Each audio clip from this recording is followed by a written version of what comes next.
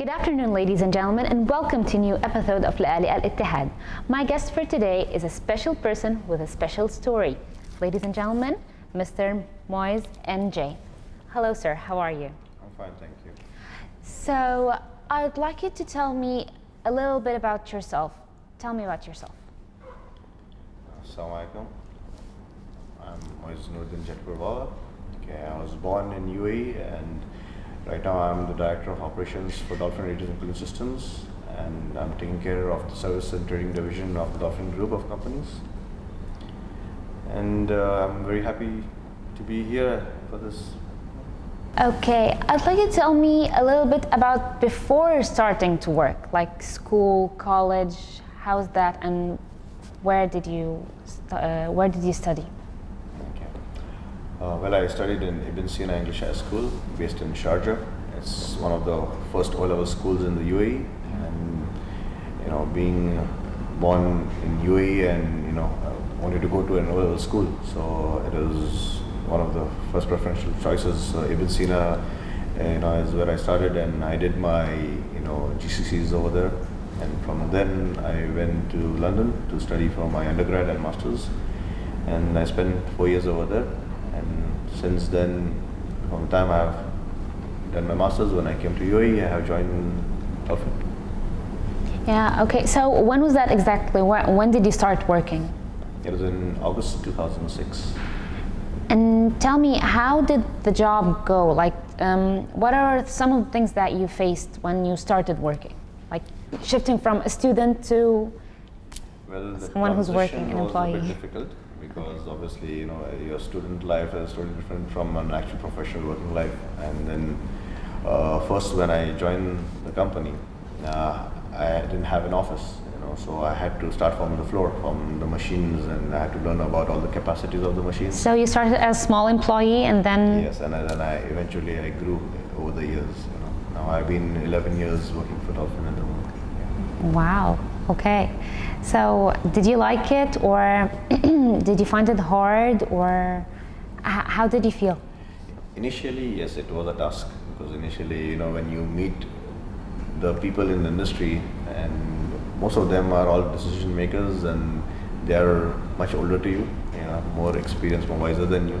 Because for the position I started as a commercial manager, most of the people I used to meet were all in 30s and 40s, and I was still in 20s, so obviously it was a challenge. But we used to do a lot of exhibitions, in UAE as well as international, and due to that exposure, I got a lot of knowledge, and eventually, when you meet the who's who and the decision makers of different corporates, and then you gain that kind of experience, and then you start dealing with them. That was a good experience, and it's still going on. So now you find that is actually, you like your job and it's going pretty well? Oh, I love my job. Every day is an experience, and every day I learn something new. We have 56 different products, and with this different range of products, you meet different clientele, different industry people. And then it's an engineering field after all. It's an engineering field, every day is a new challenge, and you learn something new. It's interesting. Yeah, okay. So tell me about your future plans. Well, right now, we are exporting to 60 to 70 countries, and we definitely want to expand to more than, we want to reach a goal of, say, by 2020 to 100 countries. So for that, we have opened some international offices as well, and more small like a sales office, and we're trying to target, say, we are exporting to Europe, US, and Australia, CIS countries, and the complete MENA region. And we have an advantage because we have a Shazal Mancha is what we provide to our customers. So all the 22 MENA countries, they are importing from us, which is exemption from duty. So that's an advantage we are giving to our customers who are buying from us. Amazing. Okay, well, we wish you all the best with that. Okay, now I want you to say, like, to all the audience, people who are watching you, and especially the youth, what do you think are the keys of success? Like, what should they do to achieve their goals or reach their aims? As UAE, as a new country in terms of the world, wide. And what we need to do is that, all the youngsters, they need to take an initiative, because I see a lot of youngsters nowadays, yes, they are, understanding the importance of education, and they are being pointed at the right positions. If they learn from their elders and their seniors, how UAE has been in such tough times, from a desert to, it's like an adventure land, if you see everywhere, kind of greenery and, kind of the roads and infrastructure what we have. And if they can really, if they focus, say, next 5 years, we can actually become like an international hub city, which we already are, but in much more faster and bigger way.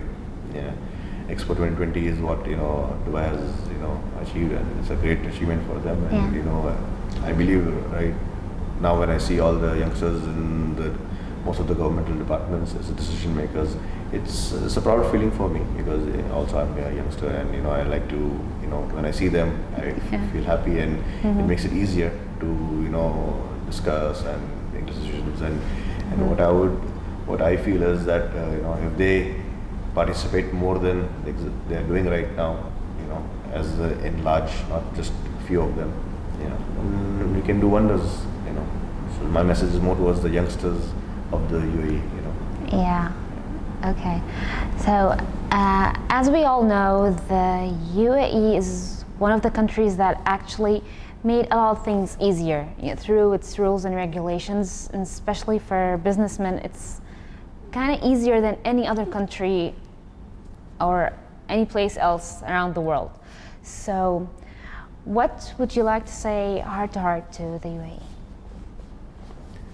First of all, thank you so much for having such a wonderful environment, business environment, and I would like to thank to the rulers of the UAE for keeping us safe, and then also providing an environment where all kinds of expats or locals or nationals, it's like a common ground for all of us, and we all feel as if we are all one.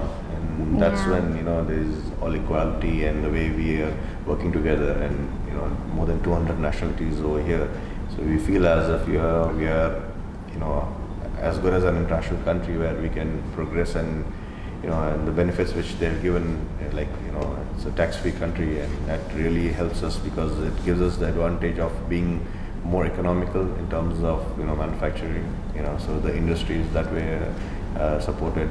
And it's been a trading hub, so for the traders also it's a wonderful place, because of all the single window transactions which we have online, and now they're focusing more and more on that. So that makes it easy for the foreigners also, because who are investing a lot in UAE. So for them, having a corporate hub, like, so most of the companies in the Middle East, their main corporate hub is the UAE, Dubai. So thank you so much, and for such a keeping such a wonderful environment and keeping this country safe. Yeah, okay. Mr. Moise, thank you so much. It's been a pleasure to have you today with us on the show, and thanks so much for sharing your story with us. Thank you so much for having me. Ladies and gentlemen, that was the end of our episode. Thank you and have a good day.